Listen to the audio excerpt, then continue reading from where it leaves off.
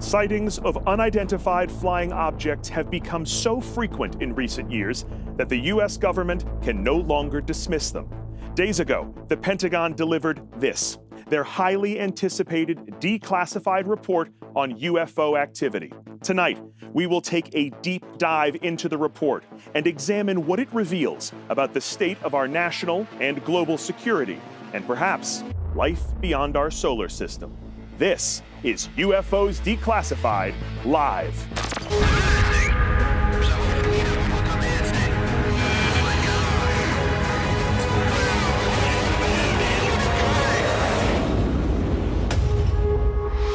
Welcome to UFOs Declassified Live. I'm Josh Gates. Normally, I'm traveling to far-flung locations around the world, investigating mysteries on my series Expedition Unknown.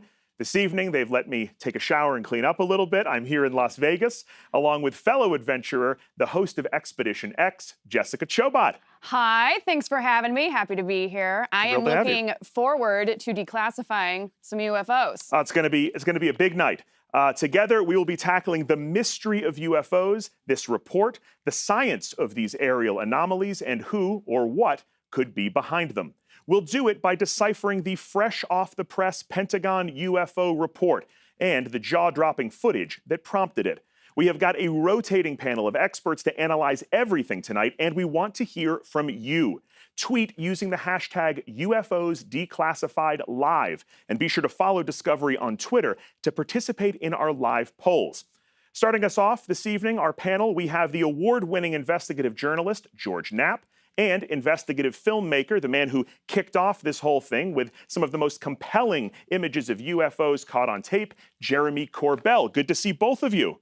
Nice to see you, Josh. Yeah, thanks for being here. All right, this Pentagon report was initially requested by the U.S. Select Committee on Intelligence in December of 2020, but its roots go far deeper than that. Take a look.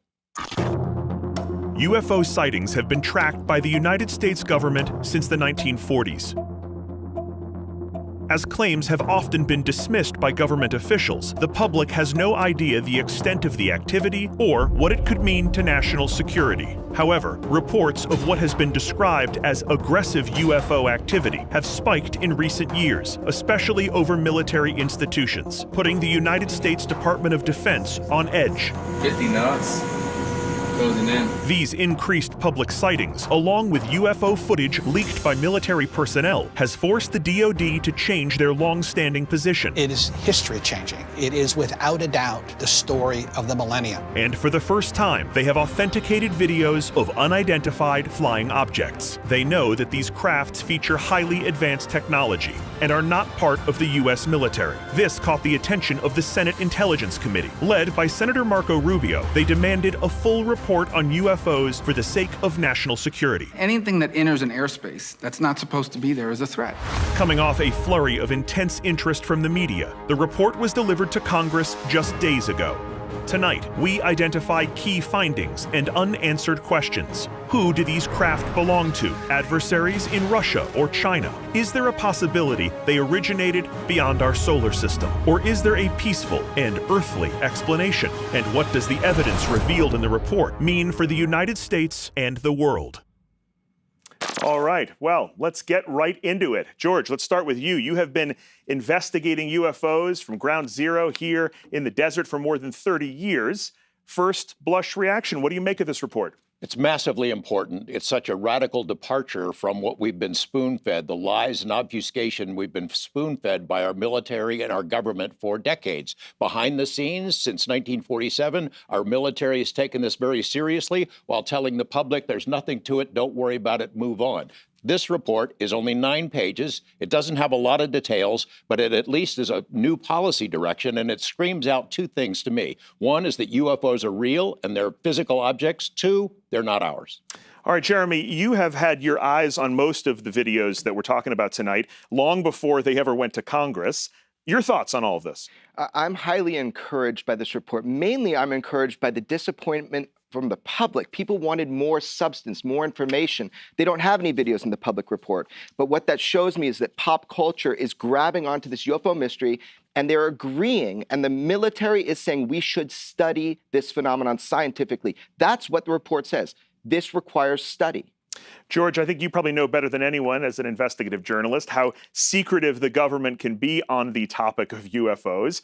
Why the sudden rush to transparency here? It's a combination of events. This overnight success actually started about 26 years ago here in Las Vegas. Robert Bigelow, businessman, created his own independent UFO think tank. That got the attention of Senator Harry Reid, who a decade later got $22 million to devote to a secret program that studied UFOs and related phenomena. That there was a corollary program that existed in the Pentagon that collected information, including some of the videos that we're going to see tonight. And it came spilling out in the New York Times in December 2017, and it's rolled like a snowball ever since. I want to talk about technology a little bit here at the top. You know, in this report, there are 143 unidentified instances. A lot of those were made with real high-tech stuff. FLIR is one of them, forward-looking infrared. How does this kind of technology differ from other sensor systems? Right. So we're living in a different world now where we have corroborative video and thermal evidence. So it's not just a pilot saying, hey, I saw a UFO. It did some amazing maneuvers. Now you have, as you said, forward-looking infrared, which is a thermal camera. You have night vision, which amplifies light. We also have radar and also just corroborative sensor data that is not released to the public that all tell the same tale about UFOs. Okay, can I play devil's advocate here for a moment? Let me put on my skeptic hat. We've got 143 unidentified objects or instances here in this report. A skeptic might say, well, they're unidentified. You know, despite all this high-tech equipment and the FLIR and the radar, we don't know what these things are. They still look blurry and fuzzy. What do we say to that? Well, more than half of the cases in that report are confirmed by more than one sensor. So they've got a pretty strong indication that these are physical objects. They appear to be manufactured objects. They have some kind of propulsion system that we do not understand. And what about the possibility that these objects are, you know, from our own planet? Could these belong to a foreign government, an adversary? That's also addressed in here, and they have to leave those options open. In the report, they say, could be foreign-made technology, although we have no evidence of that. Could it be secret American technology? Yeah, but there's no evidence of that either. But that's a big question, right? Could this be technology that comes from us? You know, the U.S. military, the most advanced military in the world, do we have the technology to create objects like this? We do not. Not that anyone I've ever talked to. I've been pretty far up the food chain, and no one says that this is our technology. Okay, a lot more on this tonight, obviously. One of the simplest takeaways from the report so far that you're going to be hearing a lot about tonight is the term UAP, which stands for Unidentified Aerial Phenomena. It is the official, somewhat fancier government name for UFOs. But until that catches on, you're going to be hearing both terms tonight. And right now, we are going to hear from our co-host, Jessica Chobot, who has an exclusive live interview. Jessica? Thanks, Josh. We have got a lot of questions to address tonight, and our first guest is here to help get some answers. Joining us now remotely is Counterterrorism Subcommittee Chairman Andre Carson, who led the classified briefing on UAPs for members of the House Intelligence Committee. Good to see you, Congressman Carson. What a pleasure. Thank you. Thanks for being on the show. So I'll jump right in. Why do you feel that the report was important enough to push through? Well, I think for me, you know, this is a national security priority. If there is technology out there that we can't explain, that has huge implications for the safety and security of the American people. You know, for many years, I've been urging our intelligence community to take UAPs, commonly known as UFOs, more seriously for this very reason. So I'm very pleased that we're moving in the right direction on that goal. Awesome. So were you pleased with the results of the report? I mean, you mentioned you were moving towards the goal, but are you pleased with the report itself? Well, I was pleased that the DNI issued a public report on this issue. Obviously, the content of the report shows that we need to do a lot more research and investigating. Even though this report didn't give us all of the answers, it's very significant because it represents a big shift in the way our intelligence community handles information. So what part of the report stands out the most to you? You know, I think the size and scale of the reporting on UAPs is the most significant. Mm-hmm. The DNI report clearly outlines an initial baseline for the sheer number of UAP events. There were 144 reports of UAP events from government sources, and 80 of those reports involved multiple sensors that detected the UAP. So that's a fairly sizable number. It's not a one-off. So once in a, it's not a once in a blue moon phenomena. Something is going on here, and we don't know how to explain it. So with that being said, then, what do you personally believe the UAPs are? Well, I'll say this. I think we have a lot more investigating to do before I can answer that confidently. But I think a lot of us, a lot of folks like me would like to say that we suspect that there's extraterrestrial life. But, the intelligence community says we can't completely rule that out. But it's clear we have to do a lot more digging. All of the stakeholders have to come together and put aside any preconceived notions about UAPs and really engage in a very good faith effort to study the potential security threat, obviously. So we need teams of experts across the national security space and across the intelligence community, as well as civilian reports, really studying this issue, taking input, and I think making very sound conclusions about what this could be, whether it's a threat to our national security. And where I believe I can be the most helpful is by encouraging more research and informing the public as much as we can about these findings. Well, it's been great talking to you. Thank you so much for your time, sir. What an honor. Thank you. Thank you. Josh?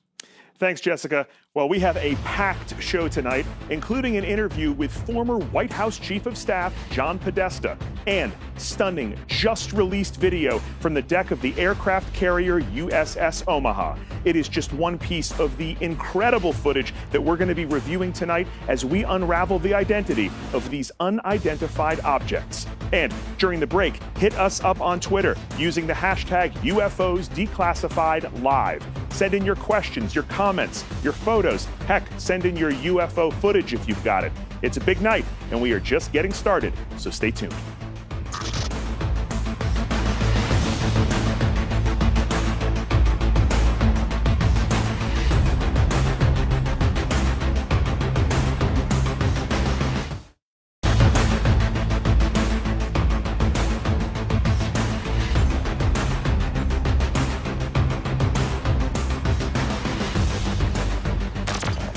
Welcome back to UFOs Declassified Live. I'm Josh Gates. In addition to being a former White House Chief of Staff, John Podesta has been a longtime believer in the possibility of extraterrestrial life. To discuss the latest revelations in the Pentagon UFO report is John Podesta. Thanks for joining us, sir. Good to be with you, Josh. Well, look, I know that you have been calling for the release of this kind of information for a long time, so you must be relieved that this report has come out. Having read it, what's your takeaway? Well, I welcomed it. It answered a lot of it gave us a lot of information, but it probably opened up more questions than it answered. Right. And I know you have said for a long time that really all of this information should be declassified. There is a classified version of this report. There's also video we know that the Pentagon has not released. Do you believe still that all of that should come out? Yes, and I think the American people would welcome that. We know that the United States government has had 144 encounters with unidentified aerial phenomena since 2004.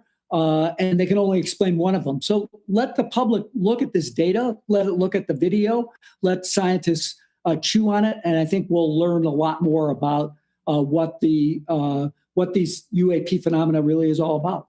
You famously tweeted in 2014 that you felt that one of your greatest failures was not securing the release of this information during the Obama administration. Why do you think it's so important that the public get a look at this?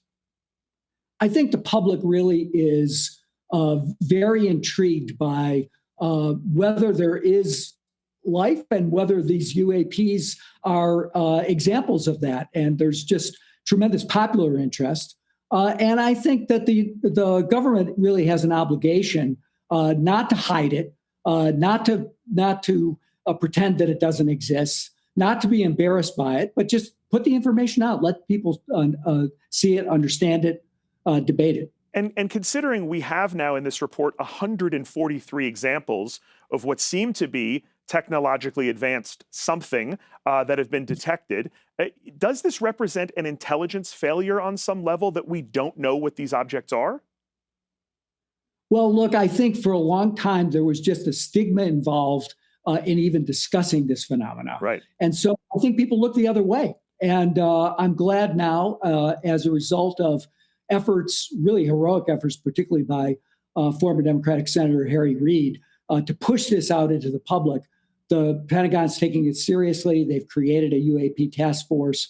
The Navy and Air Force both have programs. But again, I'd like to see this more on the civilian side, led by civilian scientists, so that we don't have this cover of classification hiding a lot of information from the American public. Well, I'm sure there is much more information to come on this front. Thank you so much for your time today. I really appreciate it, sir. Thanks for having me on. You know, this latest round of UAP sightings generates a lot of questions, none more important than friend or foe. Are these UAPs friendly, or could they be set on doing us harm? And regardless of whether they're an earthly adversary or extraterrestrial, how prepared is our military? Oh my gosh, dude. Something is out there and we don't know what it is. People start seeing, unidentified flying objects, and they're coming over military bases, and we don't know what to do about it. I wonder if we are not, in some ways, less prepared for this problem than we were 70 years ago. The facts are that we have unexplained aerial phenomena that are penetrating our airspace. We don't know what they are. We don't understand their capabilities. They seem to defy the laws of physics as we know them. The United States Navy has admitted that there are objects which they do not know what they are. So whether or not there's enough data in all of these videos is not the key point. The key point is the U.S. Navy admits that they can't identify the objects. Drone, bro. There's a whole fleet of them. Look on the ASA.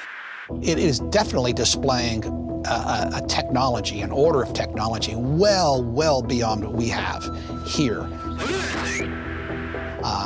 How do we take that? I don't know. I mean, do we see that as a threat? Are we ready? Are the world governments ready? Is the United States ready to defend itself against this threat? We've never seen anything like it. The amount of G-forces they can take. We don't know whether they're piloted or remotely controlled, or they're drones.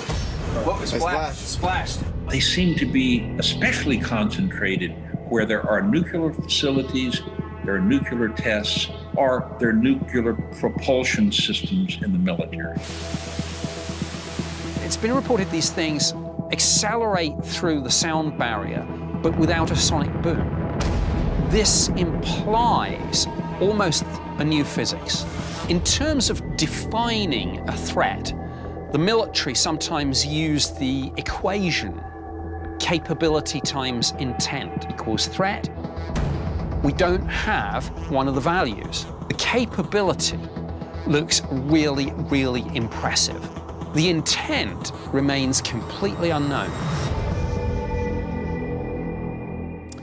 Well, joining veteran investigative reporter George Knapp and documentarian and UFO expert Jeremy Corbell on the panel are former member of the British Ministry of Defense, Nick Pope, and former CIA officer Jim Semovan. Welcome to you both. Thanks for being here. Josh. Thanks for having us here. Absolutely. I'm intimidated and terrified of you both. All right, let's get into some questions here. The report found that there was clustering around military assets. So, Jim, do you see this as intentional targeting of our ships and facilities? Oh, yes, absolutely. We had an incident in 2019 where there were close to, 50 to 100 UAPs swarming in 9 vessel warships. Were they interested in what? Surveillance, or were they maybe interested in just being threatening? We don't know that for sure. I've also heard reports about this kind of clustering happening around nuclear sites. Is that true? Absolutely. And we have them around nuclear sites, nuclear missile sites, nuclear testing facilities. And we also have them around our intercontinental ballistic missile sites. And, you look at this and you say, well, what is this about? I mean, all this has been well documented, but they appear to be strongly interested in our nuclear technology. That's for sure. Sort of terrifying to hear. It is terrifying, yes. Nick, you brought up something really interesting in the package we just watched. I want to make sure I get this right. You brought up the equation capability times intent equals threat. So, one of the alarming details in this report is that if the data is accurate, the capabilities of these objects seems kind of off the charts. Can we really know their intent? No, we can't. If this was Russia or China, intelligence officers would have a fair idea. But if it's something unknown, possibly extraterrestrial, we have no idea. Therefore, we can't define the threat. And if you can't define or evaluate it, hope for the best, prepare for the worst. So, okay, well, let's say that they do have these tremendous capabilities and that we don't know what they are. I mean, if that's the case, shouldn't President Biden be hiding in a bunker somewhere, Jim? I mean, I'm getting nervous here. Well, not necessarily. I mean, in 1947, the Air Force came out and they said, we don't deem UAPs a threat. And there's no evidence that we have right now that they're an existential threat to this country or to anybody else. So at the moment, they seem to pose more of a hazard to aviation than they do a threat to the military or to the country. Let's talk about technology here. Jim, do you see these UAPs as being more advanced than our top-of-the-line stealth arsenal? Oh, I think absolutely. Absolutely. Stealth technology is all about low visibility. It's like not being seen. Well, these things are UAPs on steroids. I mean, these are, stealth fighters, aircraft on steroids. They seem to appear and disappear instantaneously. So you have to ask yourself, I mean, are they using a cloaking device? What are they doing to get this? I've even read, Nick, that some people have theorized that our own stealth technology is somehow based off of these UAPs. That feels a little far-fetched to me. What do you make of that? Well, I don't know if we got stealth technology from UFOs, but UFOs seem to be using it. And one of the really interesting things in the report to Congress is the phrase signature management. These objects are taking active measures to suppress their radar signature, making it more difficult for us to track them. There's an intelligence at play here. All of this is so fascinating. I was just informed that we are trending on Twitter, which I think speaks to the fascination that people have with this topic. I want to check in with my co-host, Jessica Chobot. She is an investigator in her own right. Tonight, she is digging in with a very special guest to get some answers. Jess? Thank you, Josh. With me right now is former F-16 fighter pilot Tracy LaTourette to give us her insight on a pilot's eye view of these phenomena. So, Tracy, a common theme when discussing these UAPs has been that they are more advanced than our military's finest. Our U.S. stealth aircraft is highly regarded, though, and our foreign adversaries also have stealth technology as well. So, can you please give us the rundown on these different types of craft? You bet, Jess. So the term stealth refers to an aircraft's ability to avoid detection by radar. Mm-hmm. We typically hear stealth and think of, well, most often the B-2 Spirit or the F-117 Nighthawk. This is the bomber, this is our fighter. The great thing is we've been able to take lessons we've learned from the employment of these two aircraft and design the latest 5th generation stealth technology, which is at the end down there, the F-22 Raptor, and not shown, our F-35 Lightning II. So that's our latest and greatest. But we're not alone. We're not the only countries that have these. The Chinese have the Chengdu J-20, the Russians have the Su-57. So it's important that we continue to stay ahead of the competition. We're always looking for emerging threats. Interesting. So what puts the stealth heads and shoulders above the rest? Well, I think that's really one of the best things about our nation is not only do we have these great aircraft that have proven time and again that they're incredibly effective, but we never give up. We never rest. We're always pushing the envelope. In fact, this technology, the F-22 and 35 technology is 20 years old. Yeah. So I would love to know what's classified, what's behind the curtain. Something's happening. Oh, for sure. Well, can any of these aircraft actually move like the UAPs we've been capturing and seeing? I haven't seen any of them move exactly like that, but we do have some that have some thrust vectoring that does allow them to do some interesting maneuvers. But it's still very different than what we're seeing tonight. Interesting. All right. Well, thank you for your insight, Tracy. Josh, back to you. Thank you, Jessica and Tracy. Next up, we have got one of the most incredible videos responsible for the compilation of the Pentagon report. It is called the Tic Tac video, and you will not believe how this thing moves.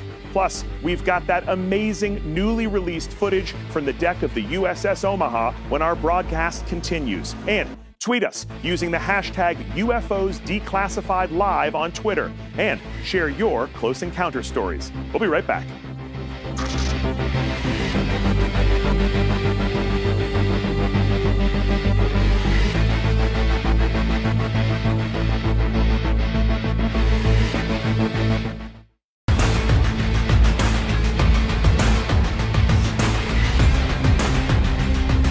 Welcome back to UFOs Declassified Live. Well, based on our poll, it looks like 66.7% of you do not believe there is any evidence of hostility with recent UFO sightings. Peace-loving aliens.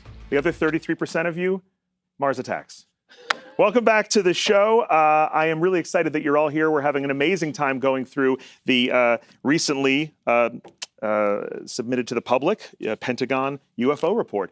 Joining us now, we have a very special guest here. Joining our panel, we have got our resident F-16 fighter pilot, Tracy Laturette. Welcome. Thank you for joining us. Thanks for having me. Of course. So as we just saw, the report that was just delivered to Congress leans heavily on the accounts of military aviators. Of course, that makes sense. They are equipped with the best surveillance technology around, and footage captured using this high-end gear is difficult to dispute.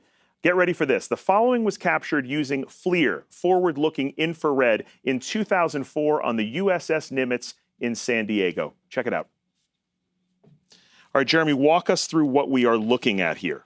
Right, so this is FLIR footage, which is a thermal footage. It was Commander Chad Underwood who was tasked out towards the Tic Tac object. Remember, there were a lot of Tic Tacs dropping in from 80,000 feet down to sea level in less than a second and a half. Incredible speeds, but they caught one of them, and this is footage of that, and you'll see it towards the end of the footage, it does shoot off to the left, and the tracking pod, it's outside of the tolerance of it, so it can't hold it at the end. Incredible speeds are demonstrated at the end of this video. Absolutely remarkable stuff. So I have to take this over to Tracy at this point. You're the only one here at this table who really knows what it's like to fly around in a fighter jet. Let's say you see one of these things. What do you do? What's your response? Well, what you do, it depends, right? That's always the answer. But the first thing is always going to be inserting just a split-second pause that allows me that critical moment to become aware of the critical details in the surroundings, assess the situation, and then act in accordance with my objective. So in this case, that means that I want to identify whether or not this is a friendly target or if it's something else. And whether or not I'm able to identify that, the next thing is going to be, do I see any kind of hostile intent? And luckily, I don't see any here, so. All right, well, that's good. As a pilot, have you ever seen anything like this? I have never seen anything like this, so it's pretty exciting. Okay, wow. All right, George, I want to turn to you for a moment here. I've heard people refer to a kind of checklist of authenticity when it comes to UFOs. The four main criteria being footage, eyewitnesses, radar, and propulsion. For you, how many boxes does this footage check? All of them. I mean, we've seen the footage. The whole world has seen that footage and is impressed by it. The witnesses are the most trustworthy people. They're naval aviators, best fighter pilots in the world, all credible people with top security clearances. The propulsion system is the question mark. All we know is that it's not ours. Jim, any chance that what we're seeing in this video is a top secret U.S. military project? No, it's highly unlikely. It would be absolute folly for one branch of the military to introduce a new technology into a active military exercise, in this particular case, a Navy exercise. It would be too much chance for error and mistakes to be made. And the Navy hierarchy, in this case, would never have permitted it. Tracy, just to give me some sense of this, how advanced would this object have to be up there competing with our own, stealth aircraft and jet fighters? I mean, compare the two for me. Well, I think to be able to move as abruptly and as fast as this object does, it has to be significantly more advanced than our fifth-generation technology. But as I mentioned before, that's been around for 20 years. So I have a hard time believing that there's not a whole lot of advancement going on at those highest classified levels. And remember, none of us are allowed to know everything. So. But does that mean that you think this could be something that's U.S. military or no? I think that the level of classification that we have protects us. And so I think that it's possible. It is possible. George, one of the things that really jumps out at me about the Tic Tac video is that it comes from 2004. Why do you think it took 17 years to catch the public's attention like this? Well, it actually came out. It was leaked. Somebody shot it off a screen, and it got put up on an obscure website, then quickly taken down. In a couple of years later, there was a behind-the-scenes study that was done that interviewed all the pilots, collected all that information. It wasn't until Jeremy and I started talking about it in early 2017 that the public was starting to catch on. And then the New York Times got the video, and it exploded. They put it on the front page. I think that is why that story went all over the world. Amazing stuff. All right. Coming up, an exclusive interview with the airmen who captured the footage of the Tic Tac. And later, we will be sharing riveting footage of a recent UAP sighting you do not want to miss. And we'll be speaking to the man who released it, the guy sitting next to me, Jeremy Corbell, as our experts continue to examine the evidence and arrive at their verdict. Adversary, alien, or something else? And let us know what you think. We're trending on Twitter, so please continue to hit us up using the hashtag UFOs Declassified Live. Send us your UAP pics and footage. Be right back.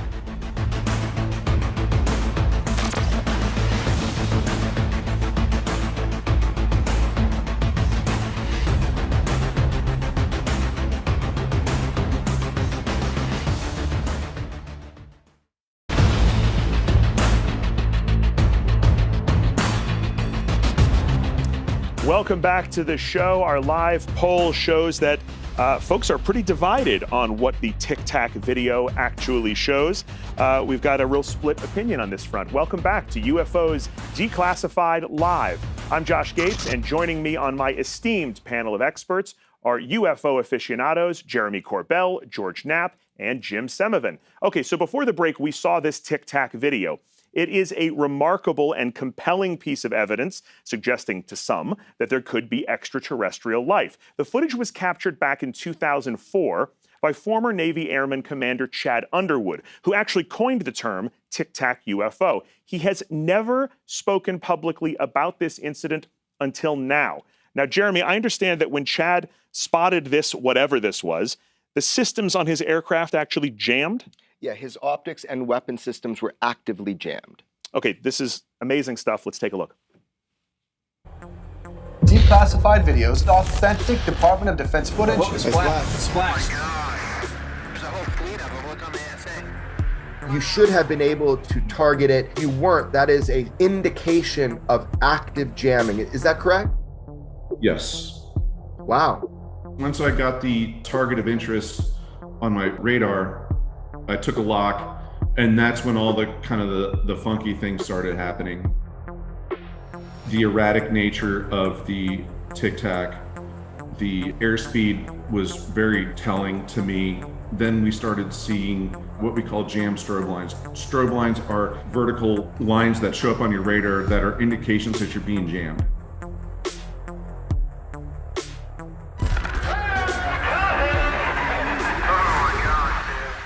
Interview.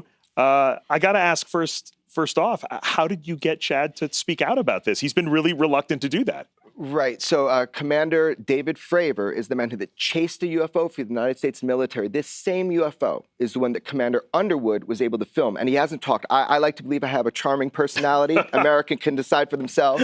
But also just, we became friends. We became friends over time talking about this. I'm just curious. I wanted to know. Look, his aircraft was actively jammed. What that means is the UFO was sending a signal to actively jam, which are tied into his weapons systems. That is an act of war under normal circumstances, even though this is highly abnormal. George, this is your first time seeing this video. What do you think? Game changer? Chad Underwood oozes credibility. Like David Fravor, like Alex Dietrich, like Ryan Graves, these naval aviators are the best pilots in the world. We trust them. We trust them to fly these multi-million-dollar planes. We trust their judgment. We give them top secret security clearances. So when they tell us that something is amiss up there, that this is a genuine UFO and have never seen anything like it, I believe them.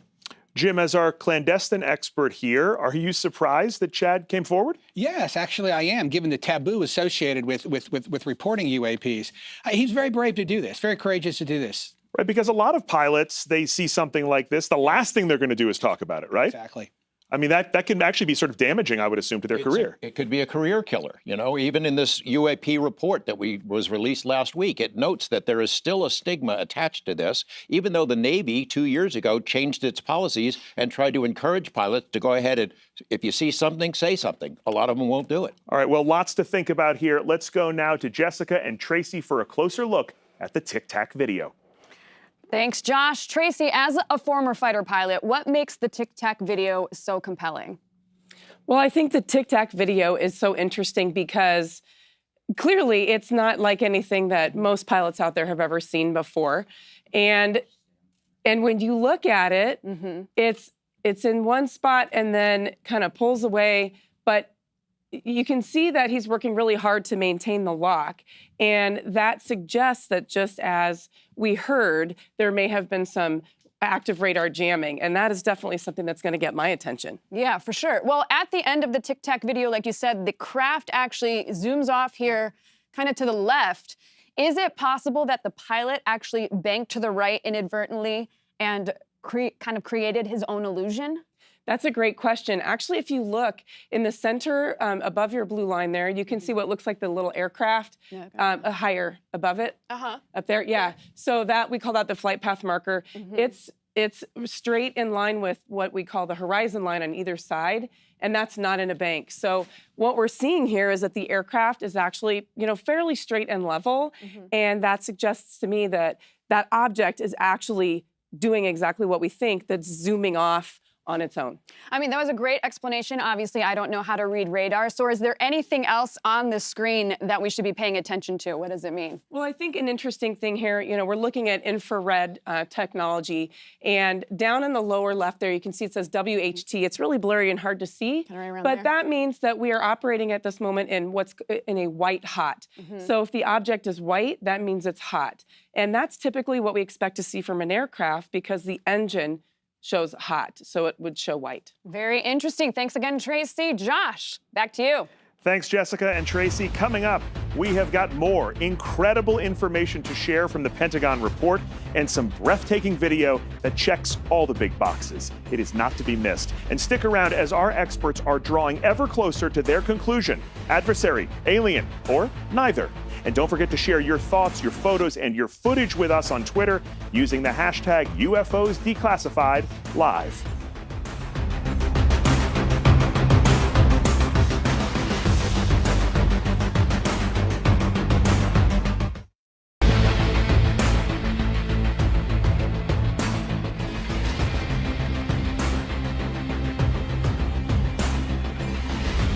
Welcome back to UFOs Declassified Live. Well, just 5 days ago, the intelligence community and the public at large received a long-awaited government confirmation of UFO activity. I am joined by our panel live in Las Vegas to discuss the headline-making Pentagon report. Okay, let's go back in time here a little bit, Jeremy, to Roswell, the granddaddy of all American UFO stories here, 1947. But we've got, what, a 57-year gap between that and the accounts that we see in this Pentagon report. So why this gap? I assume there must have been UFO sightings in that intervening time? Yeah, that's interesting. So the report is going just from the Tic Tac UFO case and then forward, because a lot of the sensor data that they have and they want to work with, the military data, is in those years. But UFOs have been consistent all the way through. Why do you think that Roswell continues to capture our imagination? Because it did in the first place, because the United States military admitted they had a crashed flying saucer. They turned that around the next day, but it was a moment where they admitted it. George, can we talk a little bit about Area 51? You were such a key player in breaking that story wide open. What is the connection between Area 51 and Roswell? The story of Roswell has been muddied over the years, and I think on purpose. The first story came from the U.S. military. They said a flying saucer crashed out there. Then they changed it to it was a weather balloon. Then they changed it again to a super-duper double-secret probation weather balloon. And it's hard to get a real good handle on what was out there. But if you had a crashed flying saucer, if you're trying to take it apart, reverse engineer it to figure out how it works, where would you take it? I'd say the top of the list would be Area 51, because it has been the location of choice for testing all kinds of top secret platforms. The U-2, the Blackbird programs, the stealth fighter were all developed out there. I've interviewed 24 witnesses or more who over the years have worked out there and have said they've seen something that sure looks like a flying saucer that we were taking apart to figure out how it worked, not building it. Incredible stuff. All right, I want to pour over some of the language in this report with you, Jim. It says, and I'm quoting, some UAP may be technologies deployed by China, Russia, another nation, a non-governmental entity, perhaps. So what does a non-governmental entity constitute? Well, you know, I was not really sure what they meant by that, but there's a possibility they meant either a terrorist organization or perhaps a rogue private corporation. But in my opinion, I think it's highly unlikely that China, Russia, or a non-governmental entity is behind UAPs. I mean, could this be just the case of an individual, Nick? I guess I turn to you. How do we know that these UAPs aren't, you know, some kid with a drone out there? Because I'm sure that's what a lot of skeptics would put forward, right? With all the drones we have out there, and we've seen problems with drones at airports and other places, could that be what people are seeing? Well, I think drones might explain some sightings, but not all. The report says there are multiple explanations for UFOs. But look, we know what drones look like. We know what kind of heat signatures that some of them give off, what radar returns. And I mean, this is not drones. There's something else at play here. Right. Drones are not giving fighter jets a run for their money, typically. Absolutely. I mean, this is, again, it's the capability here. It's running rings around our best cutting-edge technology. Okay, so if whatever these are extraterrestrial, if there are aliens out there, and they are, as they would have to be here, a technologically advanced species, then chances are they come from what is commonly known as a Goldilocks planet, where conditions for life are just right. With more, here's Jessica and renowned astrophysicist and author of Quantum Life, Dr. Hakeem Oluseyi. Thank you, Josh. Dr. O, we know that our universe is vast and there are more planets beyond our solar system. So let's talk a little bit about life on those planets. To say our universe is vast is an understatement. This representation right here shows galaxies. So we think of galaxies as being the basic building block of the universe, and there's like 2 trillion galaxies in the observable universe. Now, each galaxy will have on average about 100 billion stars. So that's 100 billion trillion stars that we're talking about. And what we learned from the Kepler satellite is that stars, when they form, planet formation is a side effect of star formation. So just about every star has planets. So we're talking multiples of 100 billion trillion when we're talking about planets. So that's a lot of opportunity for life in the universe and for technological life to come about in the universe. That's amazing. Tons of opportunities there. So I know there are different types of Goldilocks planets. So let's talk about the ice-covered ones. Yes. What makes those special? When we look for life out away from Earth, we have a phrase, and that phrase is follow the water. And so what we see for ice-covered worlds like we have right here, we have these in our own solar system. Enceladus and Europa are moons that have ice on the surface, and the ice is miles thick, but underneath there's a liquid water ocean. And what we now know about life, based on the work of biologists and astrobiologists of the last 20 years, is that life starts in the absence of light and oxygen. So life could get started on a place just like this. That's okay. And so then what about Earth-like exoplanets? Yeah, now we're getting to planets that are more like ourselves, right? So we're talking about rocky worlds, and these rocky worlds have a surface. And on Earth's surface, that's where we have a lot of water. Now, it turns out that one of the most common types of Earth-like planet is what we call a super-Earth. They're more massive, they're bigger, and gravity is stronger. So if there is a life form that comes into existence there, it's gonna be a lot stronger and a lot shorter. So think dwarf Incredible Hulks. That's amazing. All right, so tell us then about what are habitable zones? Right, so the habitable zone is kind of an old idea because we thought about the habitable zone as where life may form and where life may be found. But like I said, we now know that life is not formed, and what this has to do with is how far away the planet is from its star so that it can have liquid water on its surface. Now, what this doesn't tell you is what's the light conditions on the surface of the star. So here on Earth, something really special happened. Whereas most planets, where you're gonna find liquids, they're gonna be under thick atmospheres or miles of ice or miles of rock. On Earth, we have a transparent atmosphere. So we have an ocean with early life in it. You mix it up and shine light energy on it for 4 billion years. And what do you get? Eventually, that life learns to use that light to create oxygen, which is deadly to early life, but it allows and sets the stage for life like ourselves. So a habitable zone is where you can have an explosion of life that can lead to intelligent and technologically advanced life. Awesome. So someone flip the lights on and then it's go time. That's right. After a few billion years. Yeah, give or take, yeah. Thanks for your time, Dr. O. Josh, back to you. Thanks, Jessica and Dr. O. Now turning from science to science fiction. One of the longest running and popular TV shows in sci-fi history was The X-Files. The show's creator, Chris Carter, spoke candidly about the Pentagon report and the possibility of life beyond planet Earth. People ask me what I believe in the UFO phenomenon, the alien abduction phenomenon. And I'm kind of a hybrid of Mulder and Scully. Like Mulder, I want to believe, like that poster on his wall. And like Scully, I want to see the science. I'm skeptical by nature. For me, the videos are exciting that on modern equipment and with modern technology, we are capturing something that is out there and it's behaving in a strange and mysterious manner. This is a really exciting time. We may or may not learn what these things are, but I think it's recent studies and the recent sightings that push things forward. I think our reactions to the UFO videos are healthy. The pilots, for me, seem unimpeachable. What they gathered from their avionics or radar seems beyond doubt that they saw those things and that their reactions to them are real. So the X-Files and the subject matter and UFOs are being given some credence that they might have had before.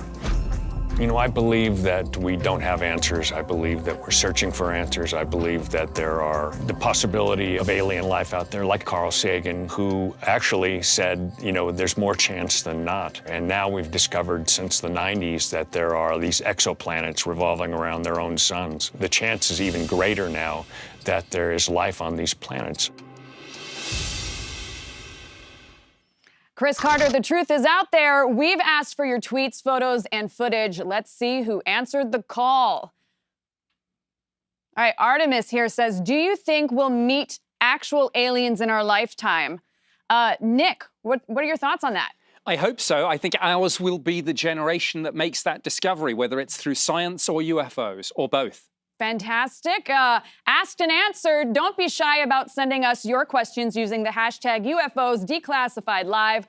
Josh, take it away. Well, coming up, we will be screening the astonishing UAP footage that got the entire Pentagon report rolling. Plus, our experts will debate the origins of these UAPs when UFOs Declassified Live returns.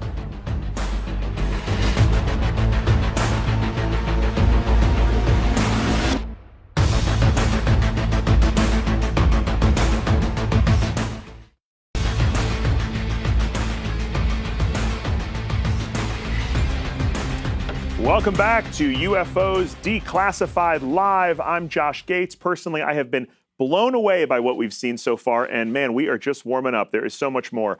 Earlier this year, the Pentagon confirmed that one of the most intriguing UFO videos on record, footage of a mysterious triangular airborne craft sourced by our own Jeremy Corbell here back in 2019, is indeed authentic. Check this out. This is the pyramid-shaped UFO. All right, walk me through this, Jeremy. What are we looking at? Sure. So George and I obtained and released, this is night vision through a night vision monocular on board of the USS Russell. There are pyramid-shaped UFOs. Numerous of them, 3 of them were above the tail, about 700 feet. They'd slow and go with the ship. Oh, look at that. It's not just one object. There's multiple objects there. Right. One is blinking, and there's been a lot of thought about that. You know, is this just the UFO blinking, or is this reflection from a surface, and the blinking is something from the ship? We don't know, but these are pyramid-shaped UFOs swarming a Navy warship, the USS Russell. Absolutely incredible footage, and just sort of, you know, mind-bending, because you look at it and you just think, what am I looking at here? Confirmed by the Pentagon, not only to be actual footage, you know, filmed by our military, but also to be included as an unknown, unidentified. These are UFOs, and they're admitting it. Okay, so this footage gets even crazier, because as amazing as this is, this footage was taken by the USS Russell off the coast of San Diego at the exact same time. Nearby, the USS Omaha detected its own swarm of unidentified objects. Take a look at their radar and give a listen to the reaction of the military personnel. This is amazing. Odie, if you can write a general that long where we're at. And then the number of contacts you got, get the course and speed meters off them. You know what I mean? In relative position to us, like bearings, might be helpful too. Eyes up. Eyes down. System 2, maintain track as best you can. Track 781 just sped up to 46 knots, 50 knots, closing in. Oh, 138 knots. That one's pretty much perfectly 000 relative, right? Yeah. 263 at 3 miles, 55 knots speed. All right, this just makes my head hurt because, I have to say I am a skeptically minded person, but I look at the pyramid footage and I think, okay, that's intriguing. Then I look at the radar from the Omaha nearby. Now I really don't know what to think, and it gets even crazier. I'm going to show you now FLIR footage taken from the Omaha. It's a different view of one of the UAP involved in the radar swarm. Give a listen to this. It is really exciting. Break Omaha, pick me kid, Rafael Peralta, passive ability to launch helo ASAP. Splash to get a bearing range. Sure. You got 2 winds, 30 knots. Keep going, bro. Let's wait on it. We're making 10, so we can probably bring that 35 relative. Windy as Sir. Yeah, that brings down. We got a lot of white water up there, so 6-foot swells. Whoa, it's getting close. Yeah, we have 31 knots sustained wind, topside, gust of 40. Whoa, splashed. Mark bearing and range. So it goes in the water. Yeah, it's suspected that it goes into the water like a trans-medium vehicle. They're not exactly sure, but they did send out a submarine to go look for it. So walk me through this term, because I've heard this before, a trans-medium vehicle. This means it can be in the air and underwater. Right, so something that can penetrate the space between air and sea without disturbance, without destruction. It's just remarkable to see it do that. Nick, is it possible that what appears to be an object going into the water here is some sort of, I don't know, stealth technology, optical illusion? Well, I wonder if it isn't like the old magician's trick of doing something with one hand, but the real action is going on in the other. And I mean, this is extraordinary, but in 2018, the Defense Intelligence Agency wrote to Congress about a number of studies being undertaken under the Pentagon's ATIP program. And in there were all these advanced theoretical physics concepts such as warp drive, wormholes, and invisibility. And we mentioned this submarine. They did send a submarine down to look for this thing? Yeah, because understand, this was a swarm. There were multiple UFOs across many ships. And so when they see this one that appears to go into the water, they wanted to find the wreckage of the craft. I have to say, as compelling as the report is, this sequence of this FLIR footage, the radar footage, the night vision, it's just so interesting. Yeah. Okay, and also unidentified objects, they are not just something that are appearing in the United States. Up next, we're going to investigate UAP sightings from around the globe. Plus, we have got some phenomenal new footage from the deck of the Omaha, which checks all the boxes, and maybe the final piece of evidence our experts need to nail down whether these UAPs are adversary, extraterrestrial, or something else entirely. And later, we'll be joined by none other than the head of NASA.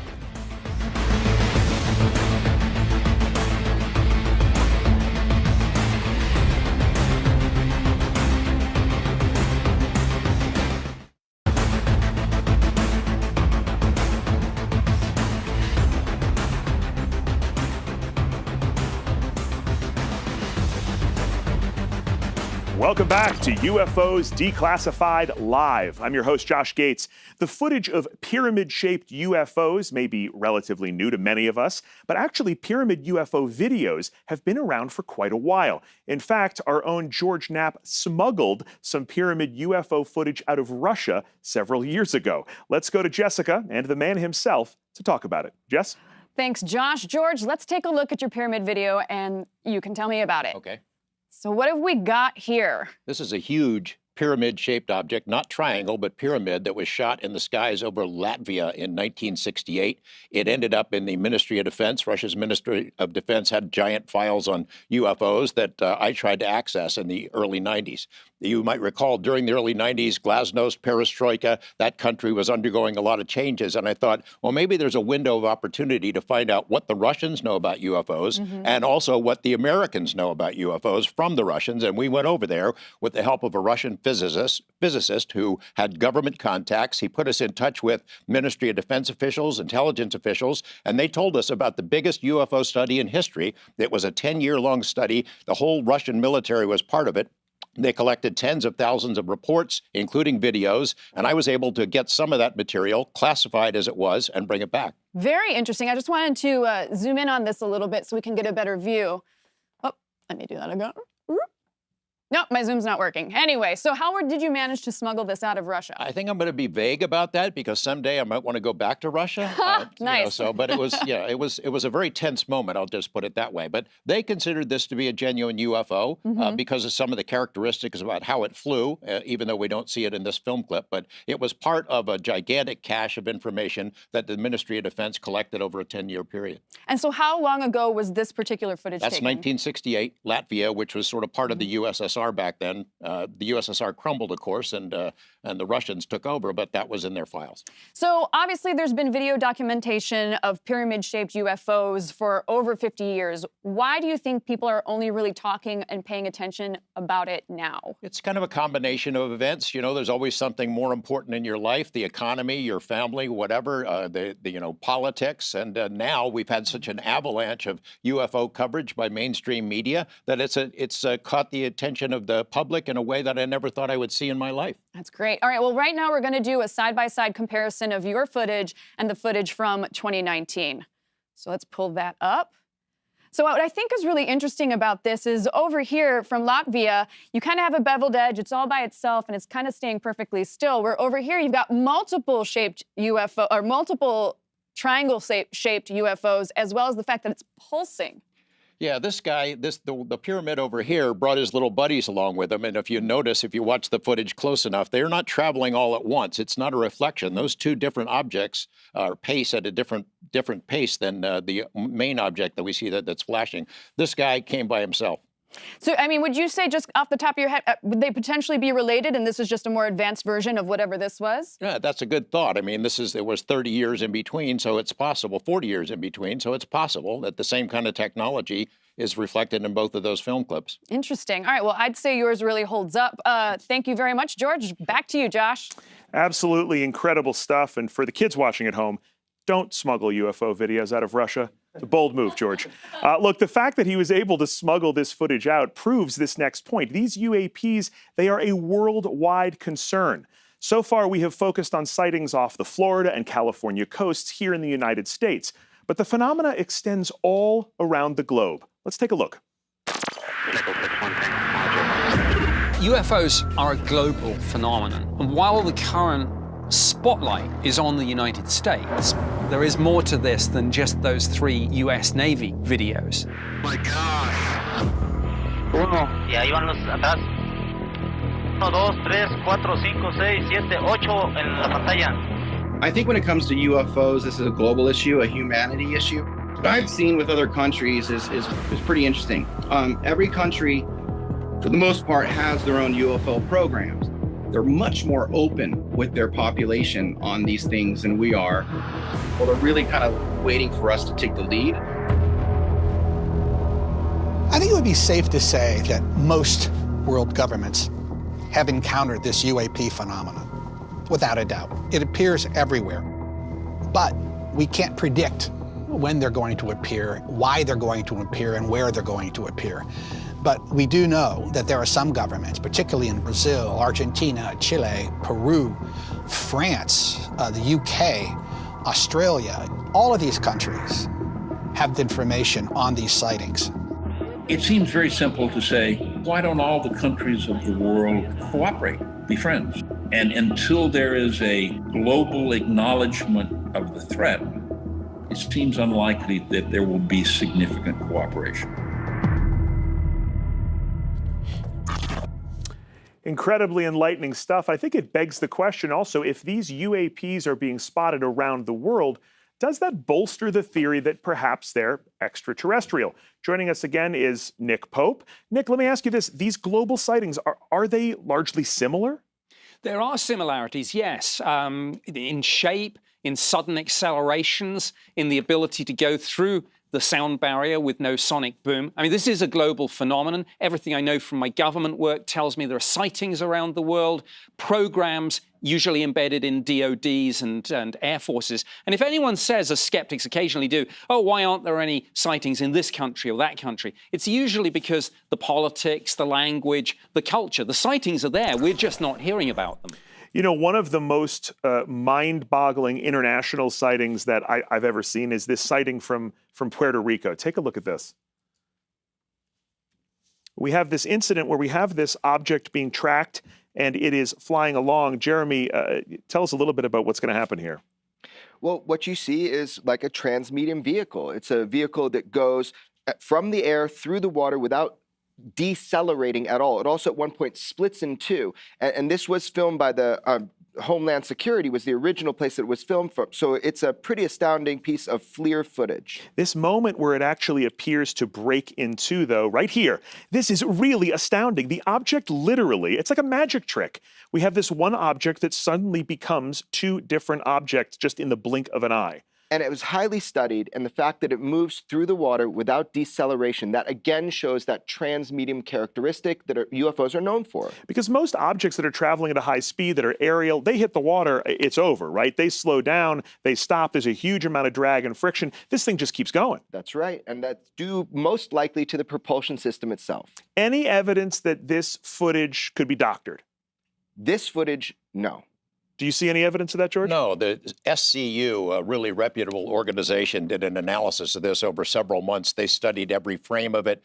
They believe it to be legitimate, and they don't have an explanation for how one object splits into two, and they're both still flying under some controlled circumstances. You know, one of the things here in the United States historically has been that our government has been pretty tight-lipped about UFO activity. I'm curious, as we talk about these global sightings, how is this handled in other countries around the world? Most of them seem to follow the United States model. Our allies certainly follow that. I think the UK takes its cues from the US, that they say one thing behind the scenes and they say something else to the public. That certainly was true for Russia. They told their people for decades that this is a capitalist plot. Pay no attention to these UFOs behind the scenes. They were studying it for very practical reasons, trying to figure out how to make their own. One of the things I saw, I went to Chile a few years ago, and they had a program there that was actually quite open to the public. They were encouraging people to come forward, encouraging pilots to come forward. I think whether you're a believer or a skeptic, just for the sake of national security or the sake of anybody who gets in an airplane,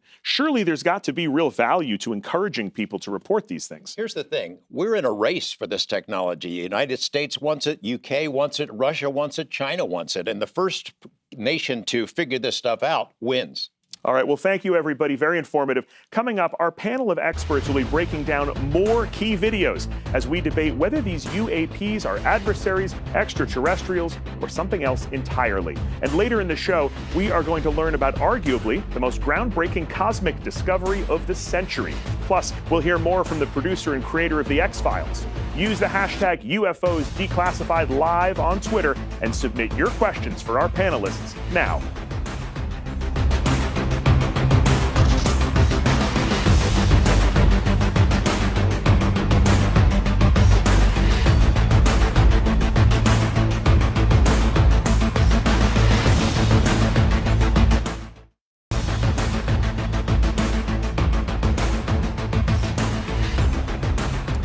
Welcome back to UFOs Declassified Live. Looking at our Twitter poll, a whopping 89.4% of you believe that there is life outside our solar system. We're winning over hearts and minds here tonight.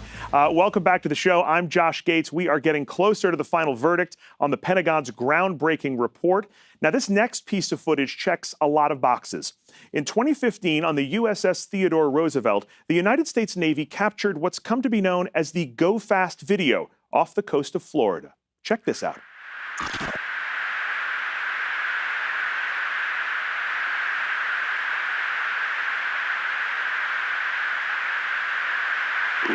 Echo 6-1 Tango, Apology, over.